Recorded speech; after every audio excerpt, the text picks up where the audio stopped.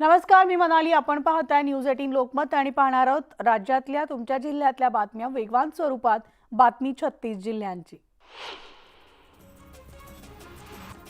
पुण्यामध्ये पंतप्रधान नरेंद्र मोदी आणि अमित ठाकरे एकाच व्यासपीठावर येणार आहेत. पुण्यातील पंतप्रधान मोदींच्या सभेला अमित ठाकरे देखील उपस्थित राहणार आहेत. तर महायुतीच्या प्रचारासाठी 29 एप्रिलला पंतप्रधान मोदींची पुण्यात सभा होणार आहे.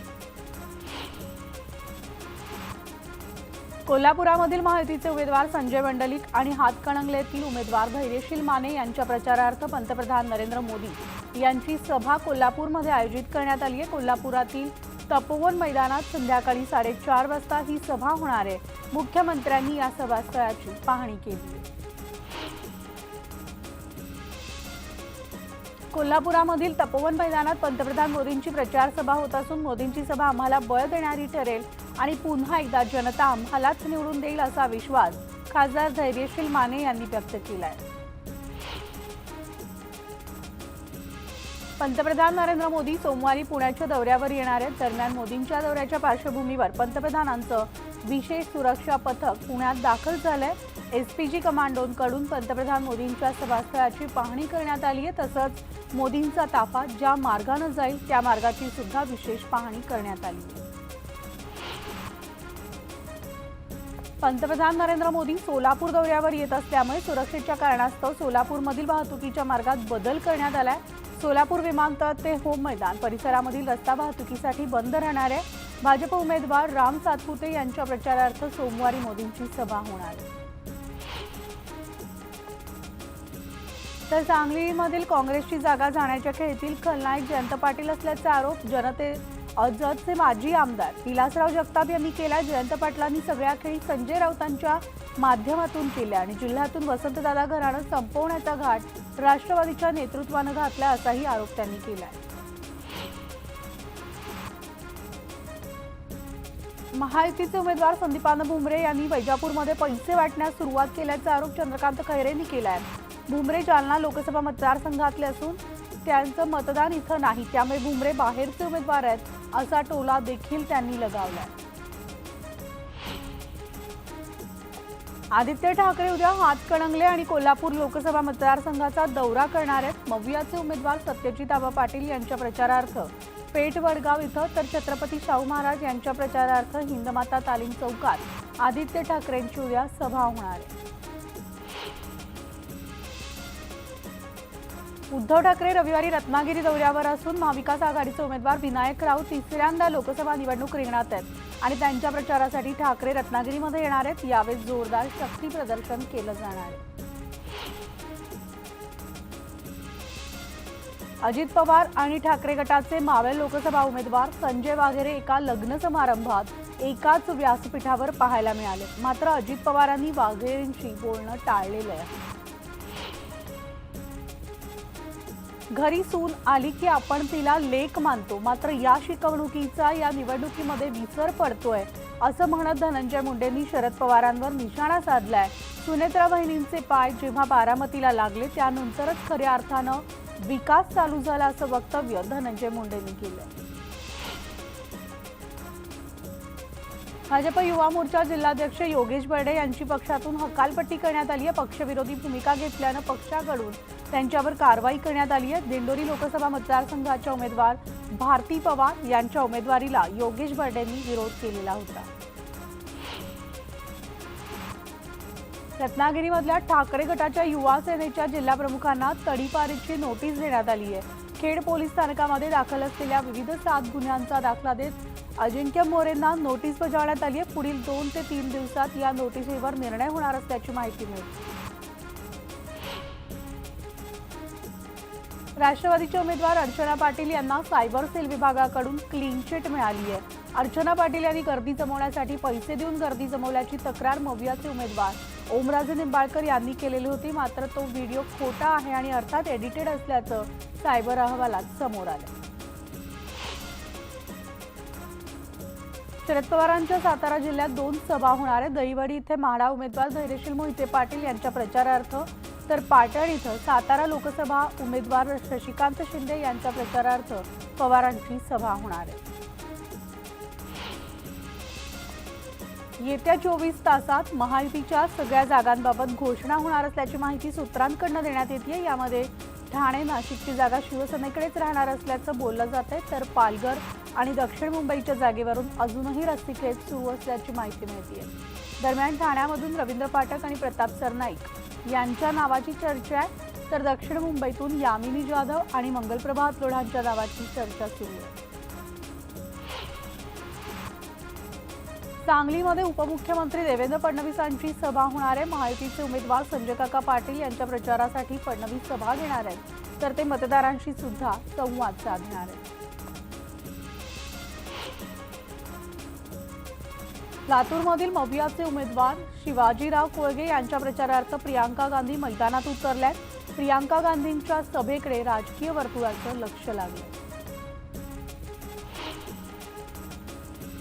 शरद पवार यांनी सकाळी श्री विठ्ठल रुक्मिणी मंदिरामध्ये जाऊन आज विठ्ठलाचं दर्शन घेतलंय, तर शरद पवार, प्रणिती शिंदे आणि धैर्यशील मोहिते पाटील यांच्या प्रचारासाठीच्या सभेसाठी दाखल झाले होते आणि या सभेनंतर आज सकाळी पांडुरंगाच्या दर्शनासाठी पवार विठ्ठल मंदिरात पोहोचले। मंत्री दिलीप वळसे पाटील यांनी शिवाजी आढळराव पाटलांच्या विजयाबद्दल विश्वास व्यक्त केलाय। माझी प्रकृती सुधारली की आढळरावांसाठी प्रचार करणार आणि ते 100% निवडून येतील, अशी प्रतिक्रिया मंत्री दिलीप वळसे पाटलांनी दिली। तर ठाकरेंच्या प्रचार गीतामधील जय भवानी आणि हिंदू शब्दांवरील आक्षेपाबाबत फेरविचार करण्याची शिवसेना ठाकरे गटाची याचिका निवडणूक आयोगानं फेटाळून लावली आहे। आयोगानं यापूर्वी घेतलेला निर्णय नियमानुसार असून आपण आक्षेपार्ह शब्द वगळण्याबाबत विचार करावा, अशी सूचना आयोगानं ठाकरे यांना दिली। भाजपनं जे राम मंदिर बांधलं ते प्रत्येक हिंदूंचं श्रद्धास्थान आहे आणि त्यासाठी भाजपमधील अनेकांनी बलिदान दिलंय, असं भाजप नेते संजय पांडे यांनी म्हटलंय। देशाची जनता सुज्ञ असून या निवडणुकीत भाजपा 400 पार करून मोदींना तिसऱ्यांदा पंतप्रधान करणारच असा विश्वास देखील त्यांनी व्यक्त केलाय। कल्याण लोकसभेमध्ये श्रीकांत शिंदे शिक्षक आणि विद्यार्थ्यांना मतदानाचा टक्का वाढवण्याचं आवाहन त्यांनी केलंय। मतदारांची जेवढी टक्केवारी वाढवाल तेवढ्या अधिक लीडनं मी निवडून येईन, असं श्रीकांत शिंदे म्हणाले। देशभरामध्ये मतदानाच्या टक्केवारीमध्ये घट झाली आहे। लोकसभा निवडणुकीच्या दुसऱ्या टप्प्यात फक्त 66.93% मतदान झालंय। महाराष्ट्रात सगळ्यात कमी म्हणजेच 58.9% मतदान झालंय, तर उत्तर प्रदेशात निचांकी 54.85% मतदान झालेलं आहे। लोकसभा निवडणुकीत पुणे जिल्ह्यातून एकूण 12 उमेदवारांचे अर्ज बाद झालेत। पुण्यातून 1, शिरूरमधून 11, तर मावळमधून 4 अर्ज बाद झाले। राज्यात उन्हाचा कडाका वाढल्यामुळे कमाल तापमानाचा पारा पुन्हा 40 पार गेलाय, तर राज्यामध्ये विविध भागात वादळी पावसाचा तडाखा सुरूच आहे आणि आज कोकणात उष्ण आणि दमट हवामानाचा, तर मध्य महाराष्ट्र, मराठवाडा, विदर्भात तुरळक ठिकाणी वादळी वारे, विजांसह पावसाचा इशारा हवामान विभागानं दिला। मुंबईमध्ये कालपासून अधिक उष्णता जाणवू लागली आहे। आर्द्रतेमुळे नागरिक उकाड्यानं हैराण झाले, तर उत्तर कोकणात पालघर आणि ठाणे जिल्ह्यात तुरळक ठिकाणी पावसाची नोंद झाली। पुण्यामधील तापमानाचा पारा पुन्हा 40 अंशाच्या पुढे जाणार असल्याचा अंदाज भारतीय हवामानशास्त्र विभागानं व्यक्त केलाय। तापमान वाढीसोबतच संध्याकाळनंतर आकाश अंशतः ढगाळ राहून विजांच्या कडकडाटासह पावसाची शक्यता सुद्धा वर्तवण्यात आली आहे। जळगावच्या चोपडा तालुक्यामध्ये उन्हाळी बाजरी मशीनच्या सहाय्यानं काढण्यास सुरुवात झाली आहे, तर अवकाळी पाऊस, गारपिटीमुळे बाजरीच्या उत्पन्नात आता घट झाल्याचं पाहायला मिळतंय, त्यामुळे शेतकरी देखील चिंतेत आहे।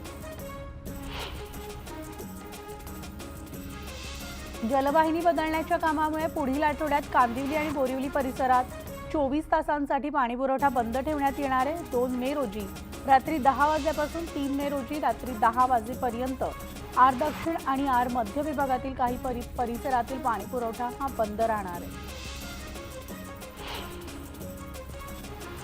धाराशिवमध्ये पाणी टंचाईच्या झळा दिवसेंदिवस वाढत आहेत। उष्णतेचा पारा 40 पार गेला, तर टँकरची संख्या 100 पार गेली आहे। टँकरची मागणी वाढत असून दररोज 2 पेक्षा अधिक नवीन टँकर सुरू करण्यात येत आहेत।